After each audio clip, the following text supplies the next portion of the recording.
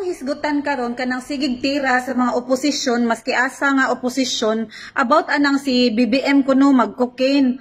Actually, nya si Duterte pag yun maingon. Well, ako ganahan kong Duterte, pero kana iyang gi-open up na pag-cocaine ni Marcos, murag, tagilid kay kuan, ibutang tasakto siya. Pero ang tao, naaman yun na kuan mag-usab. Pwede mo yun na tagaag chance mag-usab. Ug-usab pasad, mag-drugs, mga pobre, unsa na ba ka na nga dato, kistanan na, syempre, motilaw sa na sila. Basin agi to sa iyang kabatanon, nadaan niya pagka mga professional na siya. I think, nabuhat at butuo man ko ato nga mag-cocaine gyud siya. I think so nga mogamit siya, pero I think dugay na siguro tong panahon, no? Di siguro siya yung mga active gyud nga addict karong mga kuan. Otherwise dili unta siguro na siya maka-perform sa iyang mga trabaho ko yung ana gyud unta na siya ka-addict, na-rehab na unta karon or nabuang na unta na siya karon. Kay ang cocaine hard drugs baya na. Siguro dili na mo andar iyang utok unya nagtanga na lang na suok, no? Siguro no. Unya kana siguro siya unsaon taman nga ang iyang result sa drug test negative doon na mas pedia. Nagpa-drug test naman na unta kung positive to o kana. Pwede ta mukuan. Unya amo ingon sa dang uban, ay sayon ra man awag tangon ang drug sa lawas, magpasingot lang ka pila ka semana, pag hello mo dira oy. Unsaon ta man ang negative man gyud, tagaan gyud ninyo og kuan.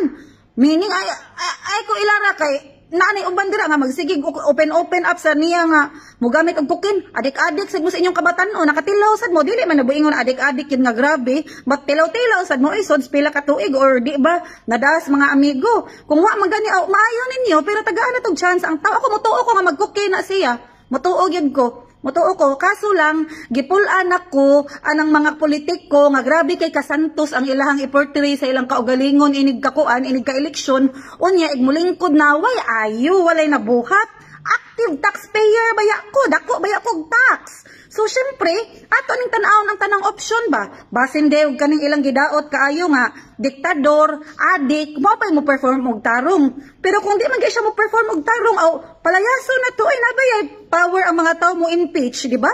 Di, pulihan sa vice.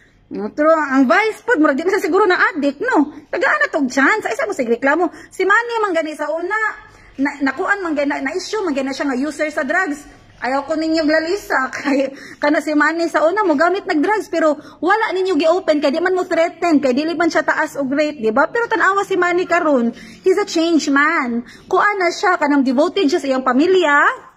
Devoto siya sa Ginoo, as in grabe kay siya, nag-convert gyud siya totally, he changed, di ba?